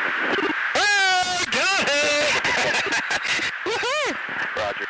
There's troubleshooting. Did you box moving target? No, I took an auto track. Oh, okay. Oh my gosh, dude. Wow. Look at it fly. All right, well, joining us on the panel now is former director of the CIA Office of Technical Service. Please welcome Bob Wallace. How are you, sir? It's an honor to be here, Josh. Well, it's an honor to have you here. Let's start with this. What is the likelihood that a foreign adversary would be developing technology like this without the U.S. knowing it? Josh, if we were doing our job, we would know it, right? That's the whole purpose of intelligence. Find out what the adversary is doing, find it out soon, and get it to people who can make the decision. Now, with respect to the UAPs specifically, if I could use this illustration, this piece of paper represents all possible information about UAPs. Okay. This dot represents what we know. So I caution us against being too arrogant. Wow, amazing. We really blew our budget on that visual aid there, too. But I take your point. We don't know much at this point. There's a lot we don't know. Okay, we've got eyewitness testimony. We've got video. We've got radar. We've got movement. We've got propulsion in this last video. I mean, this one seems to check all the boxes. I turn now to Tracy, our resident fighter pilot here. What do you make of the Go Fast video? What jumps out to you? Oh, I think this video is incredible. As fighter pilots, we like to think that we're fast, but this object looks like it is going super fast. So that's what I want to talk about here. Compare it for me to a fighter jet. You know, how difficult is it to even track an object like this? Well, you can see it looks like they're working pretty hard to get a lock. And at first glance, we might think that it's many objects going across that particular screen. But when I look closer, it looks like they're trying to grab it, and then it breaks lock, and then the radar slews back, and they try again, breaks lock, it slews back. And then eventually it's able to bind around the object, and you can hear the Wizzo saying that he went to an auto track mode to auto slew onto it. Right. And I love asking you this question. Have you ever seen anything like this? I have never seen anything like this. I love hearing that, because you are the one up there that should be able to identify this stuff. And it's so mind-bending when we hear that we don't know what this is. George, how important was this video to the compiling of the Pentagon report? Well, it's another brick in the wall. You'll recall the Tic Tac was the first one that was officially released and the New York Times reported on, then Gimbal, then Go Fast, and taken all together, it certainly paints a picture that someone out there has got some technology far beyond what we've got. All right, I want to understand this video a little bit more. So let's check in with Jessica and Dr. O to bring us up to speed on propulsion and movement. Jess?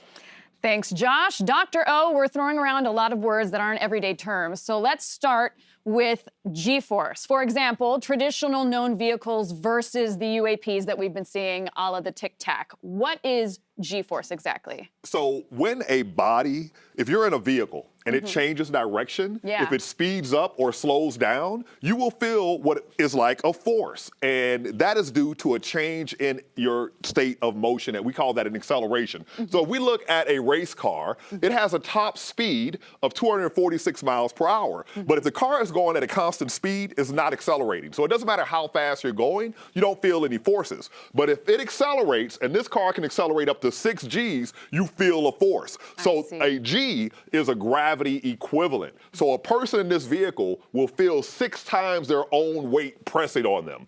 If you're in an F-117, its top speed is 684 miles per hour, but its top acceleration is 9 Gs. That means the pilot will feel 9 times their own body weight. And you can only survive that for a short amount of time. Really? So 0 to 9, that's what's going to hit you. That's what you're going to feel. When you're in a car and it goes really fast, you get pushed back in your seat. That's a G-force. That's an acceleration creating a force on your body. Now, when we talk about an F-16, look at that top speed, 1,500 miles per hour, much faster than the F-17, but the same maximum acceleration. right? So inside your body is designed to be upright in gravity. So that determines where blood goes. And so if you accelerate too fast, it's going to go where it's not supposed to. Well, so then how many G's can the human body withstand before it can't withstand it anymore? It depends. It's a matter of the G-force and the amount of time you experience that G-force. So, and it also depends on your training. So a fighter pilot, for example, may hit 9 Gs over the course of their career over and over and over again. But, you know, for regular people like you and me who are untrained, well, I could survive it, but the average person couldn't. Well, I almost passed out on the mummy ride. You know, it's fine. I wouldn't make it. That was definitely that too. So how does this all compare with the Tic Tac? Now, what we have, if we take these videos at face value and say this is a vehicle that's changing speed this rapidly, that gives us data. Because look at those G-forces. 5,000. No living creature that we know that's macroscopic like ourselves could survive that. So that would say that if we take it at face value, is there a being inside there? And if there is, what is the trick that allows them to survive? Or maybe it's their drone, or maybe it's a droid, a robot, who knows? Exactly. Interesting. Excellent. Thank you. Much fun to talk with you, Dr. O. Yes. Josh?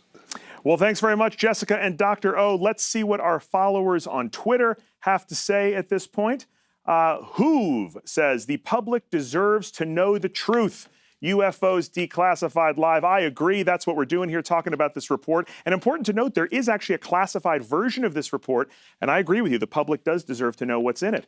Jenner2112 writes, the fact that so many UFOs are witnessed around military, maybe they're trying to get them to stop doing something. Interesting idea that maybe they're not here to hurt us, they're here to protect us, kind of a day the earth stood still point of view. And then Random Bits says, UFOs Declassified Live, Josh is wearing a suit. Is he the alien? That's right.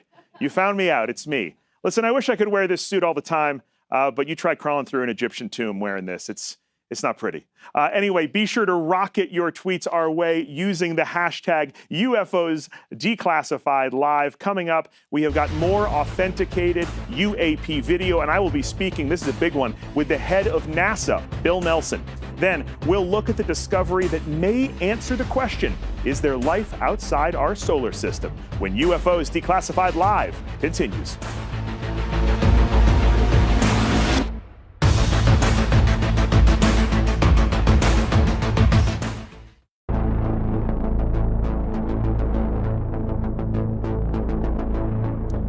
Welcome back to UFOs Declassified Live. I'm Josh Gates. I just found out we are the #3 trending topic on Twitter.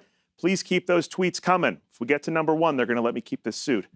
Before the break, we were discussing the mind-altering go-fast UFO footage taken aboard a Navy jet fighter from the USS Theodore Roosevelt off the Florida coast in 2015. Now, this next UAP was caught on camera in the same year from near the same location. Check out the motion of this craft. This is the gimbal UFO. Dude, there's a drone, bro. There's a whole fleet of them. Look on the ASA.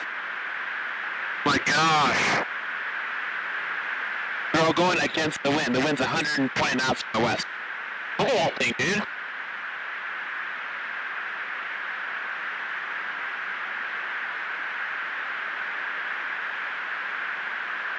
That's not our LNS though, is it? It's not. That is the LNS, dude. Well, if there's like... Look at that thing. It's rotating. Well, joining Jeremy, George, and Bob on the panel is our resident astrophysicist, Dr. O. Good to see you. Thank you, sir. Bringing some science to the desk. That's right. Okay, let's talk about this. What's your first thought upon seeing this gimbal video? Well, I'm trained as a physicist. So when I see any data, my first thought is, I don't believe it. Right? I don't take it at face value. We have to take the data and validate it and then make scientific measurements that are actually rigorous. So I don't have this data in my possession, and so I can't really say anything about it because I haven't taken it through that process. Do you think we can explain, just looking at it, how this craft moves and rotates? You know, it's difficult to disentangle because you have many moving things at one time. You have the moving object, you have the moving plane or whatever platform is taking the data. And quite often, if you're locking on, that means that you have something that's moving separate from the actual vehicle that is mounted on. So you have to disentangle all of this stuff, and it's complicated. But if you take it at face value, as I said before, you see some interesting aerodynamics. Absolutely. Now, Jeremy, on the clip, we hear a voice say, quote, there's a whole fleet of them. Now, is that just eyewitness saying that? Do we have any data to back that up? Yeah, absolutely. But a lot of it's going to be classified and it's not going to come out. But I can tell you with 100% certainty, and some people have been exposed to it, there was a fleet in front of this. And by the way, this object, listen to the pilots. They're some of our best sensors. It's moving against the wind. It's rotating. You can hear what they say, but there were other objects that were with the gimbal. And the gimbal has unique propulsion as it goes forward, changes, and starts to reverse direction at the end. Bob, any chance what we're looking at here could be faked, do you think? Absolutely, there's a chance. I think it's a small chance. Comes from credible sources, credible sensors. So the video itself, I think, authentic, absolutely. Now, what it means is a different question. I like to say, I've seen the rabbit come out of the hat many times. And is the rabbit in the hat? It depends where you're sitting in the audience to know whether the rabbit's in the hat or not. George, how important was this gimbal footage to the Pentagon report? Oh, it was hugely important. I mean, you know, like Dr. O said, we don't have a lot of the data. We don't have the object itself to examine.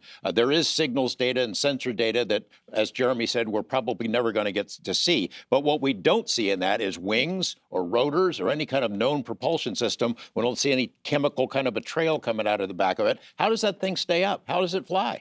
Well, I think for me, just the enthusiasm that you hear in the pilots' voices. I mean, that they are just agog looking at this thing. To me, that is really compelling here as well. You've just got, you know, these guys are freaking out. This is something that they had not seen before. They were started to see UFOs on a daily basis on the East Coast. Cubes with spheres around them. Things are completely non-aerodynamic. This is one representation of many sightings and encounters. All right, so speaking of pilots, like we hear in this video, let's check in with Jessica and our resident fighter pilot, Tracy LaTourette, for a closer look at the gimbal UFO. Jessica? Thank you, Josh. Tracy, on the gimbal footage, there is so much going on with the numbers and the initials that it's hard to know what to actually focus on. So what are the most important elements of this video? Well, we could talk all day on what we're looking at here. But if you look at the image itself, the fact that we're able to actually lock onto something tells me that it's not just a light phenomenon or something. So obviously there is something very interesting there, and obviously it's hot because we're in black hot mode. If you look at the aspect of the object, it could suggest a tail aspect of an aircraft, although you know, that's debatable as well because it might be shaped a little bit differently looking at the back. Okay, so as if it was traveling away from us. Understood. Right, and then finally, you hear them talking about the fact that it appears to actually rotate. That suggests not only awareness, but gives some indication of potential intent because it looks like it's just observing and luckily not showing us any kind of hostile intent. So that's a good thing. That's scary. Well, you always have to think about that. Is this thing trying to kill me? Yeah, well, or yeah. not? Yeah, okay, awesome. No, that was a good talk. Awesome, Tracy. Back to you, Josh. All right, well, thank you, Jessica and Tracy. When we come back, I will be speaking with former astronaut, senator, and NASA administrator Bill Nelson. We'll also learn what Oumuamua means. I'm just proud I could pronounce it. And later, we've got rare UAP footage from the deck of the USS Omaha that may help our panel of experts reach their verdict. Adversary, alien, or neither? During the break, be sure to hit us up on Twitter using the hashtag UFOs Declassified Live.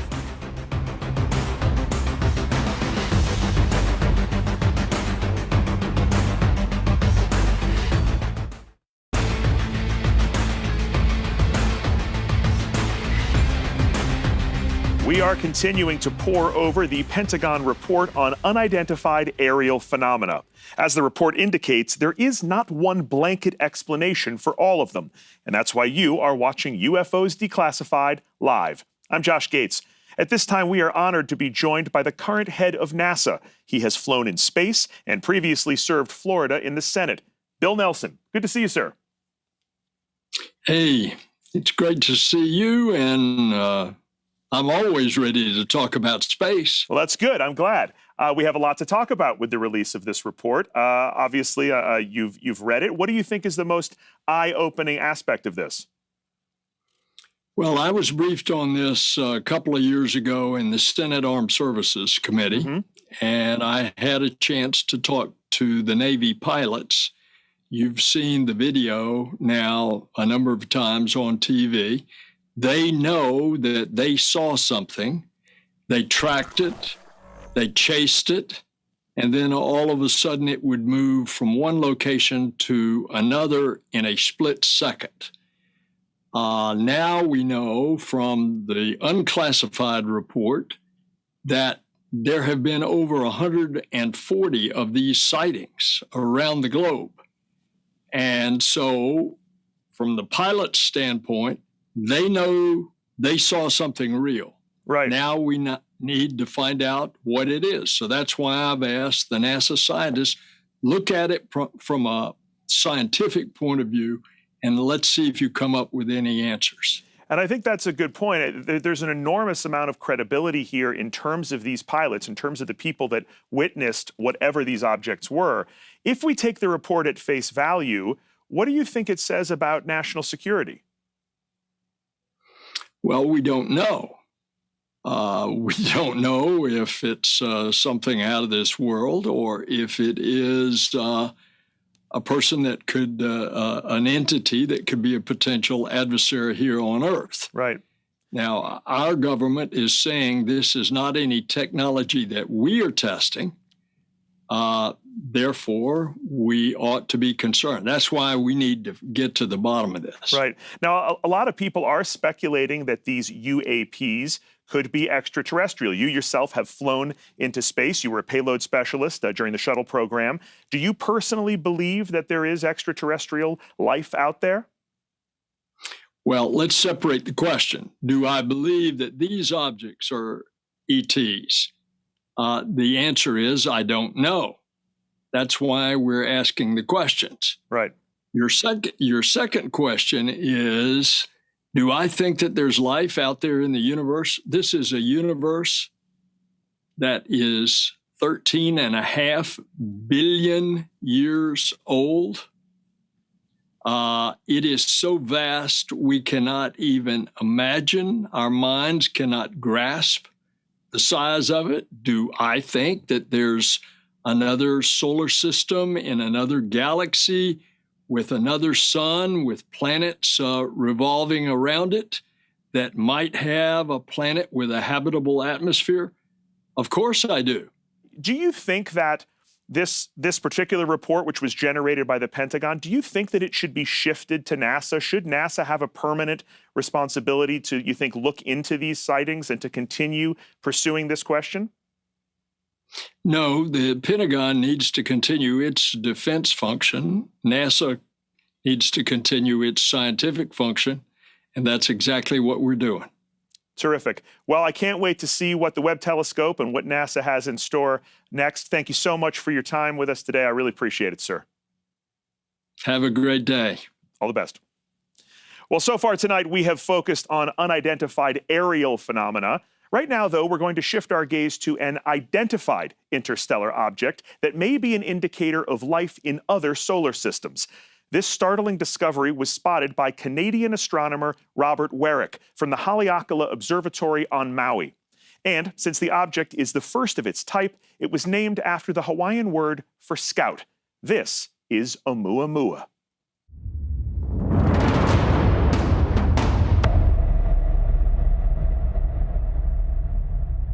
Astronomers have actually been predicting that interstellar objects would come into our solar system. We've kind of been waiting to see something like this. The year was 2017. I was reviewing detections from the Pan-STARRS telescope, and I found what is now known as Oumuamua. This comet is very different than other comets that we see in our own solar system. We really expected, if we were to see an interstellar object, that it would look like a comet.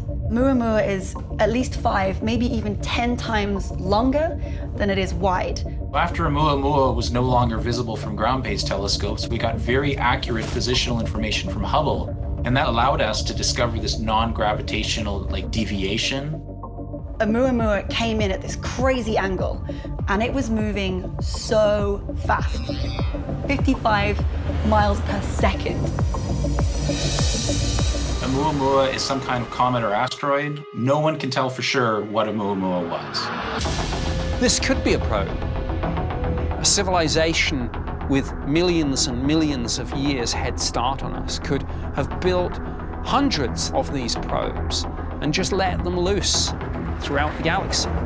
And every now and then one would drift through a solar system, and if they spotted an active transmitting civilization, then the ship activates. Something wakes up. Maybe a message is beamed back to the aliens' home world, and it says, we've discovered another emerging civilization. Once that message is received, then they're going to come in force. Hopefully in peace, but maybe not. There are plans to launch a mission into space, have it just in a stable orbit, just waiting for the next interstellar object. And once they spot it, they'll just be ready to get there. Oumuamua, it's a little disconcerting that it got as close as it did without anyone seeing it coming.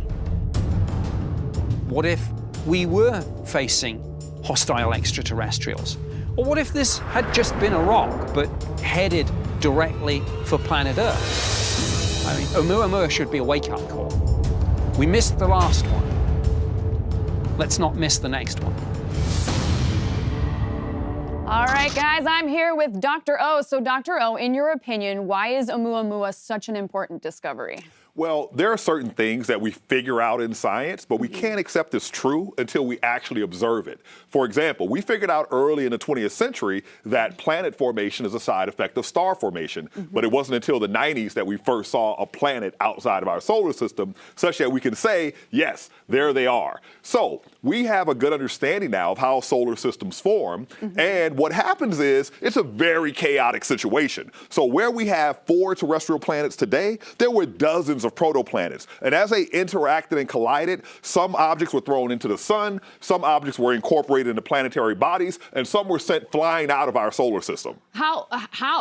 Like, how do they get, how are they circling around and then all of a sudden one decides to just take off? Yeah, so it has to do with gravitational interaction. So close calls will change a trajectory, and if it swings around the sun or say Jupiter, right, and under the right circumstances, it can gain enough momentum to just slingshot right out of the solar system. So we expect that objects from our solar system are flying throughout the galaxy, and objects from other solar systems are also flying throughout the galaxy, and on occasion, they may enter our solar system, and that's what Oumuamua represents. Okay, so and then Oumuamua was actually discovered using the telescope that's shown behind us. That's right. So we found Oumuamua with the telescope on Haleakala in the Hawaiian Islands. Very well done. Yes, I've been there. It's a cool spot. Yeah. Yeah, and so the thing about an object like this is similar to an asteroid. So when we look at interstellar or interplanetary interlopers, they come in 2 main types. Stuff that was once a part of a planetary body, so to be made up of metal or stone or rocky, and stuff that never was. So that's like comets, or we call carbonaceous chondrite asteroids. And so Oumuamua appeared to be a rocky body. Most of the astronomers thought that perhaps it would be an icy body, but there was no evidence of that. But you see it has a shape here. It's long and thin. So what we do when we observe these things, now remember, the way physics works, if this object comes into our solar system from a long distance, it's like it fell toward the sun from an interstellar distance. Yeah. So it's moving so fast that you can only get so much data. And one of the important pieces of data we call a light curve. Let's just look at its brightness over time. So if you imagine a bowling ball, a bowling pin, flying through space and tumbling, right? When you're seeing the long side, it looks bright. When you're seeing the short end, it looks dim. So you can reconstruct the shape of objects based on how they reflect light. And also, based on the colors that they reflect, you can figure out what it's made of to some degree.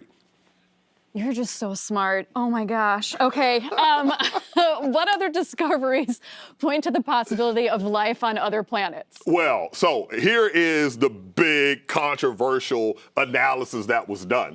So as different astronomers tried to figure out what is this made of, an astronomer from Harvard and his collaborators performed a study where they claimed that it was way thinner than what most of us read from the data. And so the conclusion was, oh, it looks something like a sail. Now, what would that be? And so this astronomer just speculated that perhaps it is a light sail from some alien civilization. Now, most astronomers do not accept that interpretation. I mean, that is a leap.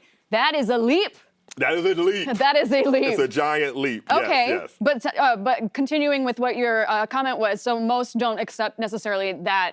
That's right. So, you know, there's some phrase that, like, you know, great claims require great evidence or something like that. The evidence just isn't there. Oumuamua remains a mystery. Interesting. Okay, so what is it about Oumuamua's trajectory that made people raise their eyebrows? Oh, that is everything. So if you look, for example, at the planets, they're in these nice elliptical orbits that are almost circular.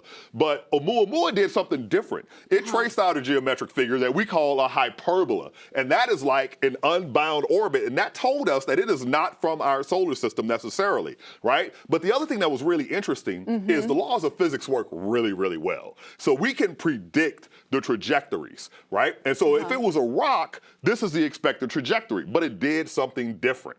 Yeah. Now that's not unusual. It shocked you guys. Yeah. It shocked us, right? It's not as weird as it may sound, because two things will change the motion of an object. One is sunlight actually applies a pressure, and there's what's called the solar wind. So that could change the trajectory. And also, when objects get near the sun, if they have any ices, those ices will do what we call outgassing, and that creates a force on the body and changes its trajectory from a purely ballistic trajectory. Awesome. All right. Well, speaking of outgassing, back to you, Josh. Oh, unbelievable. Jess, I could have you back in the jungles tomorrow. Oh, no, I'm sorry. When we come back, our panel of experts rate their top UAP sightings. Which footage checks all of the boxes for them? And later, we'll hear from some Hollywood heavy hitters about whether they believe in extraterrestrials when UFOs Declassified Live returns.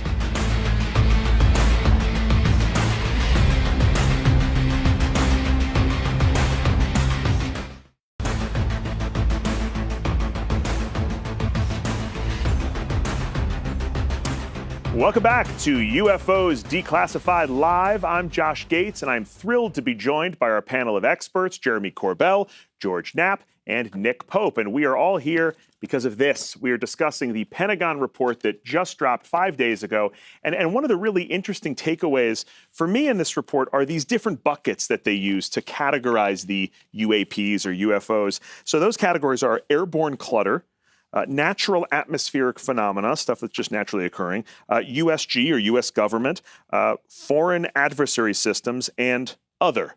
So let's talk about other or natural occurrences. Jeremy, have you ever looked at a video or seen a UAP and then later realized you'd misidentified something? Well, all the time people misidentify things, and the whole point is something is unidentified until it's identified. Don't jump to conclusions. Right. George, where do you think that your pyramid UFO video would fall in these buckets? They would fall into the place where I get my mail, into other. That's where I live. I mean, do they look aerodynamic to you? If you're going to build something, some kind of a drone, an earthly drone, would you make it pyramid-shaped? I wouldn't. Exactly. Now, Nick, looking at these different categories, which is more, concerning, foreign adversary systems or other? Other. It's a little word, but it's a scary word in this context. You can pick up the phone and talk to your adversaries through diplomacy. We can't talk to these people if who or whatever they are. We don't know. Personally, I would go with airborne clutter, but I'm afraid of birds. Okay, listen. Based on these incredible videos that we saw tonight, let's talk about your top UAP sightings and why. Let's just go rapid fire down the line here. What about for you, Jeremy? I mean, my favorite is 1989, Bob Lazar right here in Las Vegas, Nevada. But after what we've seen tonight, it's the cases that I've worked on. So the USS Omaha and all the corroborative sensor data and information and visual evidence that George and I have been able to provide to the public makes it one of the most robust cases we've ever had with UFOs. Right, because it's not just one piece of footage. Right. You've got night vision, you've got radar, you've got FLIR. It's kind of the whole package. And you have now footage from the deck of the Omaha. Exactly. Okay, so George, what about you? For me, it's the Tic Tac. I think it's the most important UFO in history because of what it has meant to where we are now. I mean, the credibility of those witnesses, the pilots, Dave Fravor and others, they've gone before Congress with the help of 2 former intelligence officials, Lou Elizondo and Chris Mellon, who gave up government service to push this ball down the field. That video is what sold that story. It got the New York Times to cover it, 60 Minutes to cover it, and it was the reason that we have a UAP task force. Certainly changed the game, absolutely. And Nick Pope, what about you? I'm going for gimbal. When these normally unflappable pilots get excited, I get excited too. But look, there are a lot of UFO videos on the internet, but what makes these really stand out, and gimbal is part of this, is that the Department of Defense have put it on their own website and issued a press release to say it's genuine. So we've got the provenance of it. I'm with you. The gimbal video for me is really the most intriguing just because of how these unflappable pilots, you know, these guys that normally have this kind of right stuff attitude, they are just freaking out, for lack of a better term, about what they're encountering up there. There's something about that just makes it so compelling. All right, so let's check in with Jessica and our ever-expanding Twitter feed. Thank you, Josh. Here's what's happening over on social. Let's bring it up. All right, Joseph writes, do you think the general public is ready for complete UFO disclosure? Jeremy, you want to take that one? Yeah, I think we can handle it. We know we can handle it. We have a right to know, a need to know, and I feel a duty to find out the truth about UFOs. All right, thanks, Jeremy, and thanks, Joseph. Keep sending your clips and comments in using the hashtag UFOs Declassified Live. All right, well, next up, we're going to dig deep into our controversial history with UFOs. Plus, we have that gripping footage from the deck of the USS Omaha when UFOs Declassified Live returns.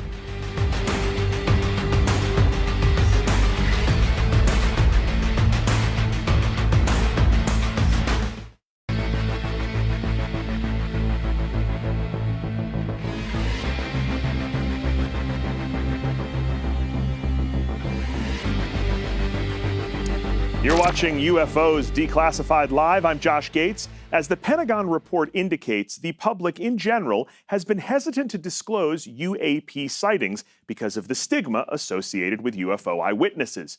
But research shows that these UAP sightings have been going on for years and years. Take a look.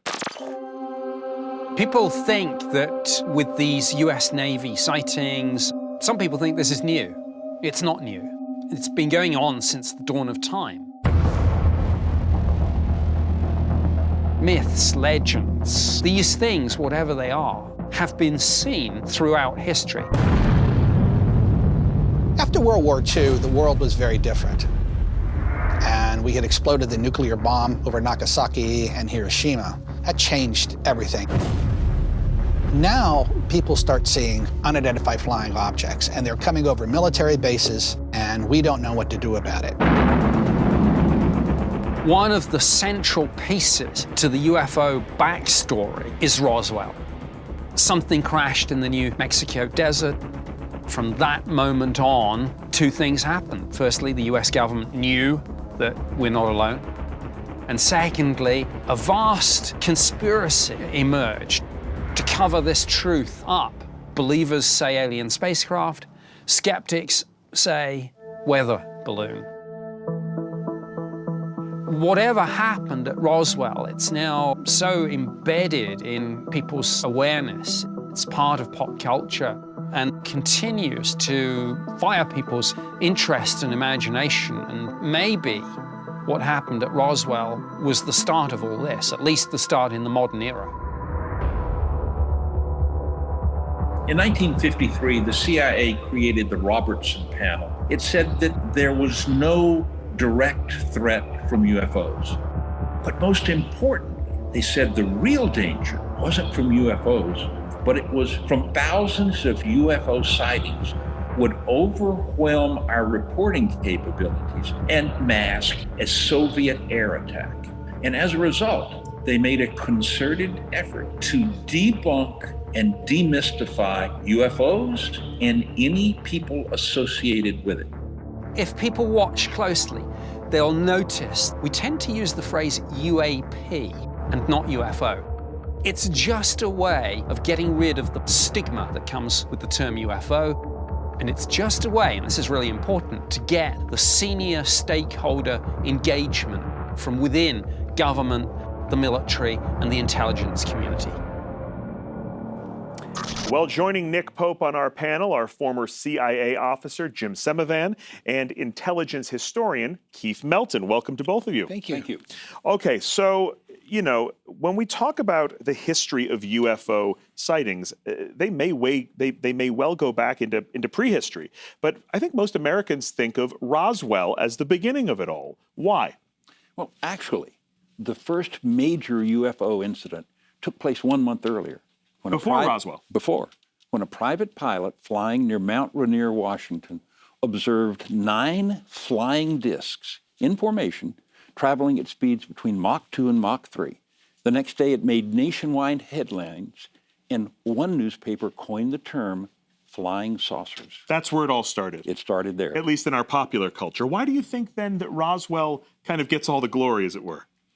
It has become popularized certainly after 1970. Yeah. But from 1947 to 1970, very little was written about it. And let's talk about Area 51 and how that fits into the Roswell story.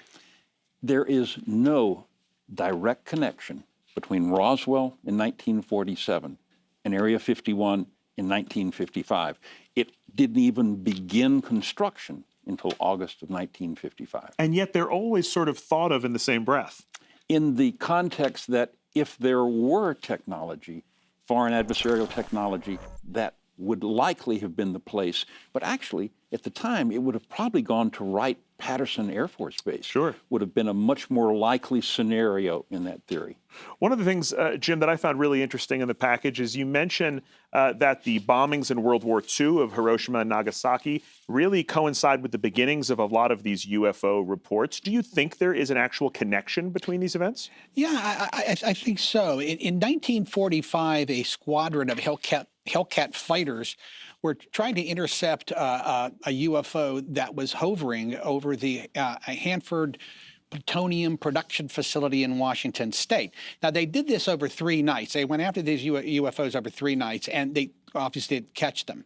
But this occurred 7 months before the bombs went off, the atomic bombs went off in Hiroshima and Nagasaki. And what this indicates to me is that these UAPs were interested in our nuclear technology at the very beginning of the nuclear age. One of the things I read that sounded either outlandish or terrifying or both, I don't know, is that some former Air Force personnel testified not just that UAPs exist, but that they have the capability to neutralize nuclear weapons. Is there any evidence of that really? Yes, and allegedly, but there was a few instances where UAPs were seen over ICBM sites, and that they were allegedly interfering with their launch activity. Now, this happened in Russia, too. It happened numerous times in Russia, actually. So we have seen this before. Nick, one of the things that I think is really curious here is we have talked in this country about UFOs, certainly in popular culture, for a really long time. But look at what we have now. I mean, we've got this official Pentagon report. Do you think that the release of this report changes the perception in the public and the culture around UFOs? Completely. I think this issue was regarded as fringe. It's now mainstream. People thought about it in terms of science fiction and conspiracy theory. They're now framing it correctly as defense and national security issues. So it's completely changed the narrative, yes. Do you think that when people read in this report that 143 out of 144 of these sightings are unexplained, that they should be worried? Yeah, I think it's like, if you can't explain that many of them, well, go back and take another look. Could do better. Yeah, so you think people should be nervous by this to some extent? They should. If there's anything in our skies, particularly with these technologies, then absolutely we must be concerned. And Congress is concerned, hence the interest, continuing interest. This report is just the beginning. All right, well, thank you very much. We're going to take a break here. When we return, we have got that must-see footage from the deck of the USS Omaha, and it is almost time to bang the gavel and find out what the verdict is from our experts. Adversary, alien, neither. And don't forget to share your thoughts on UAPs on Twitter using the hashtag UFOs Declassified Live. We'll be right back.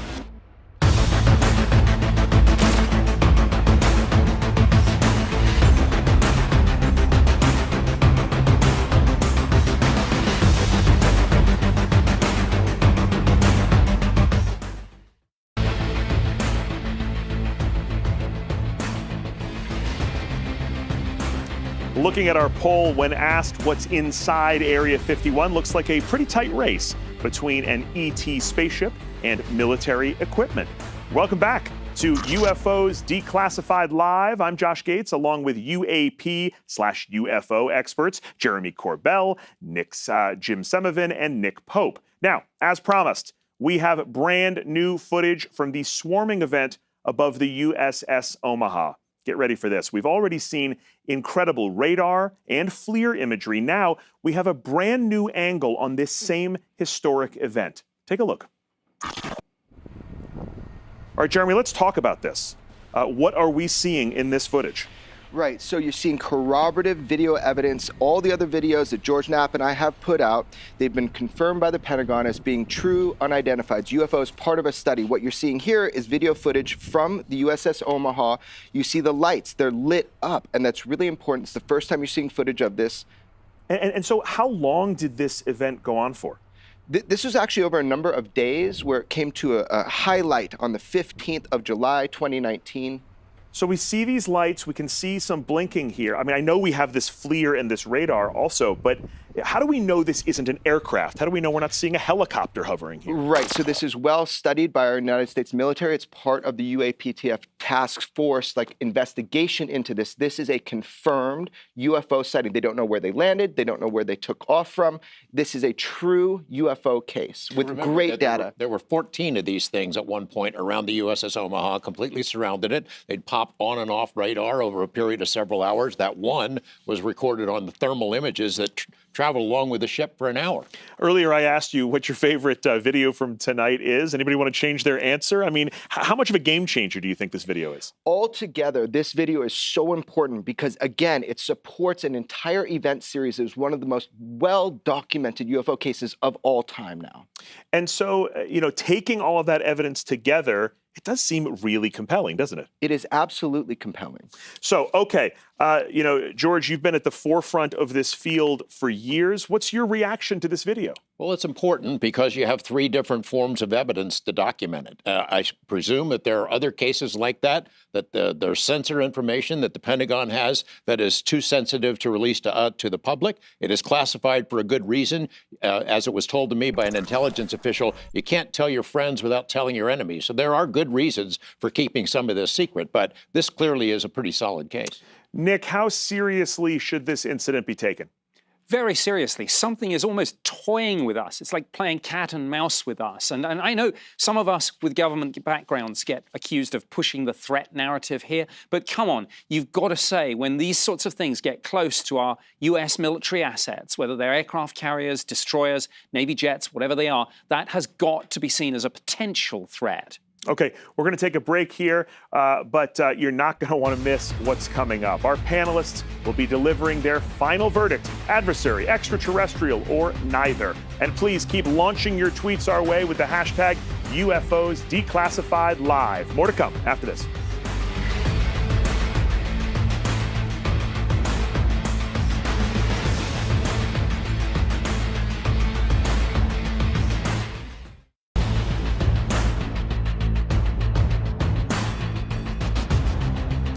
We are back with more UFOs Declassified Live. I'm Josh Gates. Well, for most of us, our only exposure to the idea of extraterrestrial life has come from television and movies, from The Twilight Zone to Independence Day. So how does Hollywood compare to the real deal? Hollywood has always been a teller of sci-fi stories, I think, for entertaining the audiences about UFOs. And I think UFO movies actually play into our great ignorance of the world around us. One of the things that's always been out there, did we create interest in UFOs? Or the fact that people were interested in those things, did we take advantage and create what our vision of what those images would look like? There is an interesting conspiracy theory that some Hollywood movies are actually part of a government campaign to acclimatize people to an extraterrestrial reality. So Hollywood has had a huge impact in terms of how we conceptualize extraterrestrial life form intermingling with life on Earth. I have met people that I truly believe could be aliens. When we would scout Men in Black, we would all drive around New York and we would always look out the window and go, alien, alien. It's possible they're here. Hollywood created the look and the sound of UFOs and flying saucers. But it's really the movies of Hollywood starting in the 1950s that give us the definitive image of those flying saucers. And its impact on our perception of UFOs has been tremendous, probably bigger than any other media. If used correctly, Hollywood is an incredible platform to enlighten people. I think it will make people want to work on it, study it, understand it, get people really interested and excited about dealing with UFOs that are more than just the craft in the sky. Hollywood has actually produced much better CGI video than the Navy pilots have. That's cause for some question in itself, is that are we too now saturated with video, CGI images, and has this now made us less likely to believe what we see? Joining Nick Pope and I on the panel is our own Jessica Chobot. Welcome to the big desk, Jess. Oh, I'm so stoked to be here. Good to have you here. Okay, let's talk movies. I know that you are a major pop culture and movie buff, by which I mean a huge nerd. Yes. What is the best extraterrestrial alien movie ever made, in your opinion? Ever made? Well, I've got a lot that I like a lot, but I would have to say They Live. Oh, They Live. Yeah. John Carpenter, yeah. Yep. Amazing special effects, questionable acting. I don't think so. Come on. It's a classic. It is a classic. It is a classic. Nick Pope, what about for you? Arrival. Yeah. Because I think it speaks to a lot of the issues that people are thinking about right now with this report to Congress. I mean, you know, it's not just about aliens, it's about us and our response. Do we respond with hope or fear, with the hand of friendship or with guns and bombs? That's right. I have to say, it's kind of an impossible question. There are so many great alien movies. How about Alien? Or the greatest sequel of all time, Aliens? I thought you were going to say Prometheus, and I was going to be like, you gotta leave. Not Prometheus, but the other ones. I mean, for me personally, when I was a kid, I used to love really old sci-fi. I mean, I used to love, Day the Earth Stood Still. Forbidden Planet. I was a huge fan of Twilight Zone, the TV series, the reruns of that when I was a kid. And I have to say, The Monsters Are Due on Maple Street and, Nightmare at 20,000 Feet. Will the Real Martian Please Stand Up? Those old, kind of Cold War era stories that were also, again, speaking to people's fears. That was the stuff that really got me into science fiction and into this topic, because there is something about extraterrestrials that's also very human. Does that make sense, Nick? Yes, it does. We look out, but at the same time we look in. It's not just about aliens, but it's about us. Who are we as a species? How do we respond if we find out that we're not alone?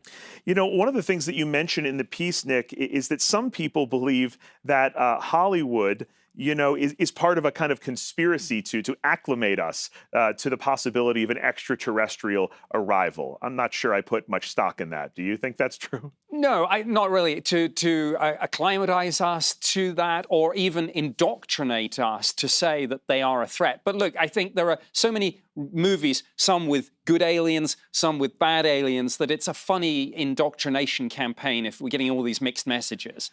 Exactly. Can I jump in really quick, though, and say it's not the first time that Hollywood's worked with the government to pull the wool over people's eyes. So who knows? I have no idea what you're talking about. It better not be the moon Argo. landing. Oh, Argo. Okay. Yeah, I thought you were going Argo. moon landing. I was getting very worried, No, Jess, for a second. Don't go crazy on me here. No, I'm talking about other times that they've just made deals with the U.S. to try and accomplish things, but not that. Not that. And I take your point, Nick, right? I mean, if this was a Hollywood conspiracy, all movies would be E.T., right? They would all be warm and fuzzy. We wouldn't have Species. Or all the other way, fear sells. That's right. That's exactly right. We would be terrified. Okay, so we're going to take a break. A pleasure, as always, talking to both of you. Okay, so what television show, movie, pop culture moment do you think is the most accurate depiction of what's really out there? Tell us now using the hashtag UFOs Declassified Live on Twitter. And after the break, I'll be speaking with the man who is largely responsible for initiating the Pentagon report. Former Senate Majority Leader Harry Reid will be joining us, and you won't believe what he has to say.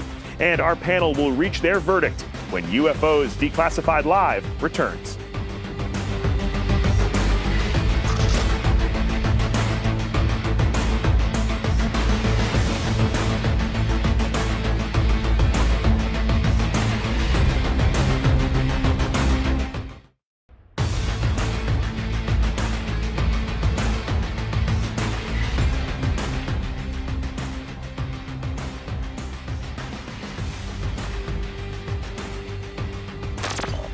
Welcome back to UFOs Declassified Live. I'm Josh Gates. As you know by now, information on UAPs became declassified this week when the Pentagon UFO report became public.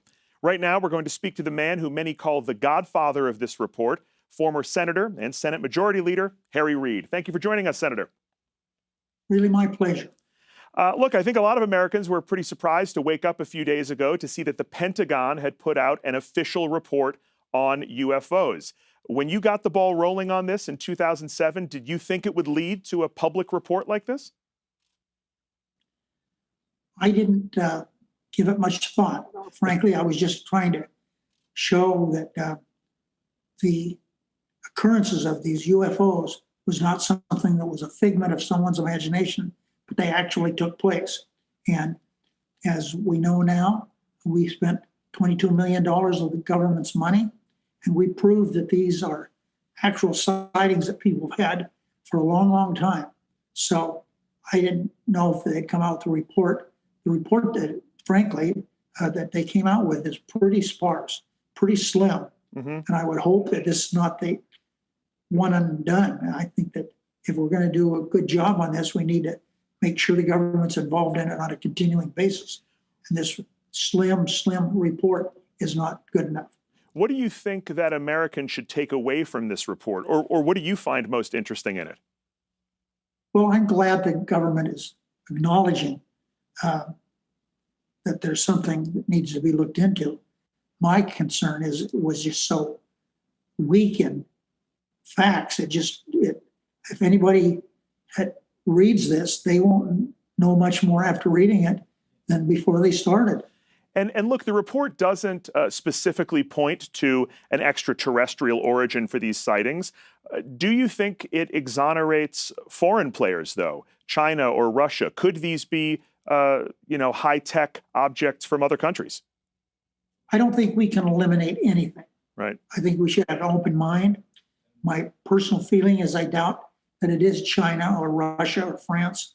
But if it is, that's the way it is. I just think that technologically, they're not that far ahead of us. In fact, I don't think they're ahead of us at all. And so where do you think we go from here, Senator? I believe that we must continue working on this. We have, we do know they exist. We don't know what they are. But for us now to walk away from it with this very slim report, it would not be in keeping with what I believe is good scientific evidence. We need to continue not worried about conspiracy theories, little green men. We have to worry about science. What are they? We know they exist. So let's continue working scientifically to find out what the hell they are. Absolutely. Senator, a pleasure speaking with you. Thanks very much for your time. My pleasure.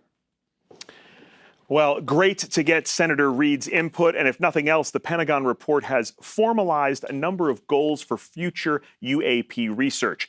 The Pentagon says they plan to standardize the reporting, consolidate the data, and deepen the analysis. They also intend to expand their collection of data and increase the investment in research and development. Okay, so Jim, let me start with you. Do you think that's true? Do you think that Congress will continue funding UAP research like the report says? Oh, yes. I think the cat's out of the bag. And as long as UAPs are buzzing nuclear sites, military installations, and carrier strike groups, you're going to have money for research. So you think this is just the beginning of this, I think this is just the beginning, yes. Okay, so time has come. Moment of truth. Everybody here on the panel. One of you is an alien. No, that's not what we're talking about. Given what we've learned tonight, experts, I can't wait to hear your take on all of this. Do you believe that these UAPs are extraterrestrials? Do you believe that they're adversaries, foreign players of some kind, or something else entirely? We'll start with my good friend Nick Pope. What do you think, man? I'd love it to be aliens, but I occasionally wonder if it isn't something more bizarre, something for which we have neither the words nor the concept. So, you think it could be something else entirely then? Absolutely. All right. Jim, what about you? I believe it's a non-human technology. Really? And I wish I knew who owns it. Wow, that's incredible to hear from you. You know, our intelligence clandestine guy here. I mean, that's kind of remarkable, shocking for me to hear. But that's what you believe, that Yes. it's something other. It's something other, no question. And you, my good man, what do you think, George? Well, given that technology, that advanced technology that is still far beyond what we can do, has been around at least 74 years, I believe that it is non-human, that it's a non-human source. That could mean extraterrestrial, it could mean interdimensional, it could be something more exotic, ultra-terrestrial, something, as Nick said, that we don't really know how to explain, but something that's lived here for a long time. We need to investigate the unexplained, not explain the uninvestigated, and that's going to take a permanent program. All right, and we're going to need another special to talk about ultra-terrestrials. I'm around. Okay, good. And that brings me to you, Jeremy. What do you think about all this? What's your final analysis here? Some UFOs represent a technology that outperform, outmaneuver, and outpace our greatest warplanes and weaponry.